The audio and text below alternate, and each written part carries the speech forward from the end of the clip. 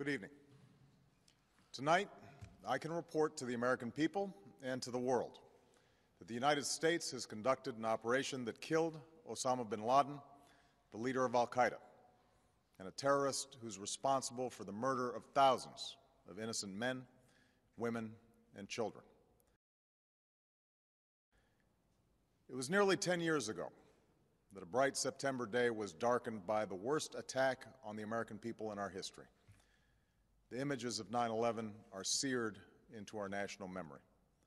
Hijacked planes cutting through a cloudless September sky, the Twin Towers collapsing to the ground, black smoke billowing up from the Pentagon, the wreckage of Flight 93 in Shanksville, Pennsylvania, where the actions of heroic citizens saved even more heartbreak and destruction. And yet we know that the worst images are those that were unseen to the world. The empty seat at the dinner table, children who were forced to grow up without their mother or their father, parents who would never know the feeling of their child's embrace, nearly 3,000 citizens taken from us, leaving a gaping hole in our hearts. On September 11th, 2001, in our time of grief, the American people came together. We offered our neighbors a hand, and we offered the wounded our blood. We reaffirmed our ties to each other and our love of community and country. On that day, no matter where we came from, what God we prayed to, or what race or ethnicity we were united as one American family. We were also united in our resolve to protect our nation and to bring those who committed this vicious attack to justice.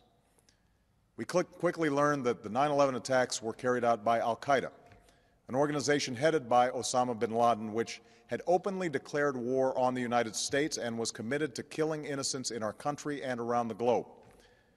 And so we went to war against al-Qaeda to protect our citizens, our friends, and our allies. Over the last 10 years, thanks to the tireless and heroic work of our military and our counterterrorism professionals, we've made great strides in that effort. We've disrupted terrorist attacks and strengthened our homeland defense.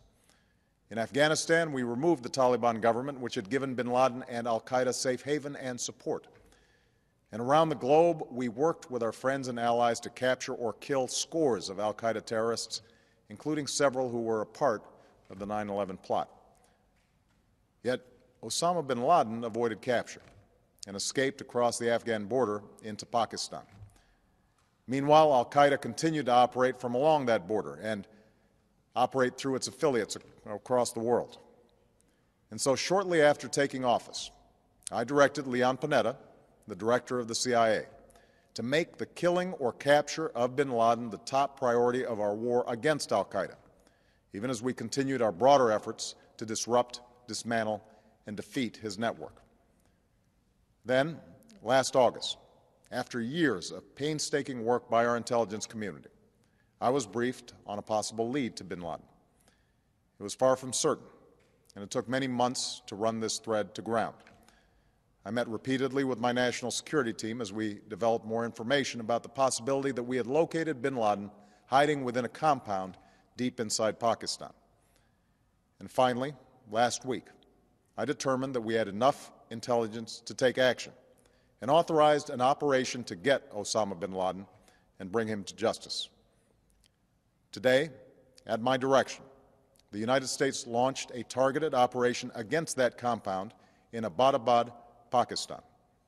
A small team of Americans carried out the operation with extraordinary courage and capability.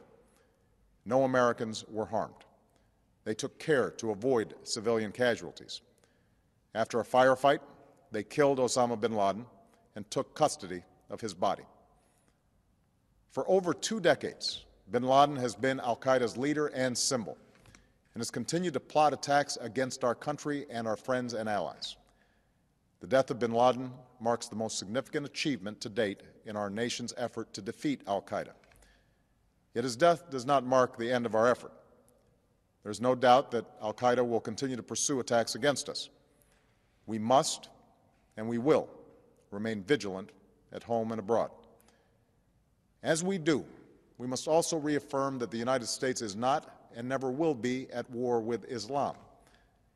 I've made clear, just as President Bush did shortly after 9/11, that our war is not against Islam. Bin Laden was not a Muslim leader. He was a mass murderer of Muslims. Indeed, al-Qaeda has slaughtered scores of Muslims in many countries, including our own. So his demise should be welcomed by all who believe in peace and human dignity. Over the years, I've repeatedly made clear that we would take action within Pakistan if we knew where bin Laden was. That is what we've done. But it's important to note that our counterterrorism cooperation with Pakistan helped lead us to bin Laden and the compound where he was hiding. Indeed, bin Laden had declared war against Pakistan as well and ordered attacks against the Pakistani people.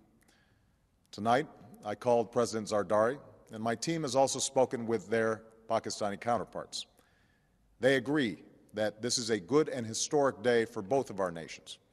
And going forward, it is essential that Pakistan continue to join us in the fight against al-Qaeda and its affiliates. The American people did not choose this fight.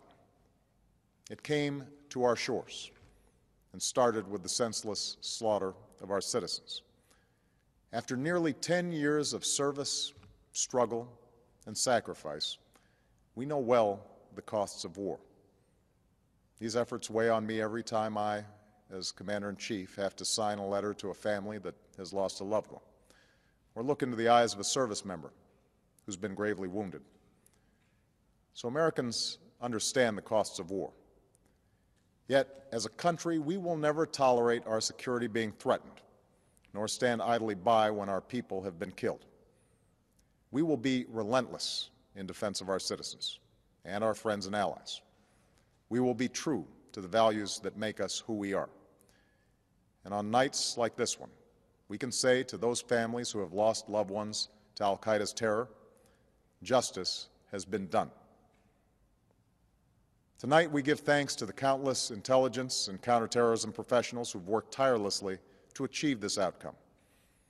The American people do not see their work nor know their names, but tonight they feel the satisfaction of their work and the result of their pursuit of justice. We give thanks for the men who carried out this operation, for they exemplify the professionalism, patriotism, and unparalleled courage of those who serve our country. And they are part of a generation that has borne the heaviest share of the burden since that September day. Finally, let me say to the families who lost loved ones on 9/11 that we have never forgotten your loss, nor wavered in our commitment to see that we do whatever it takes to prevent another attack on our shores.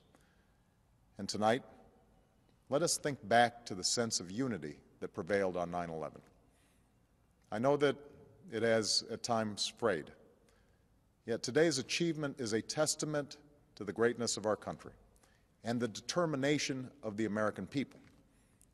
The cause of securing our country is not complete, but tonight we are once again reminded that America can do whatever we set our mind to. That is the story of our history.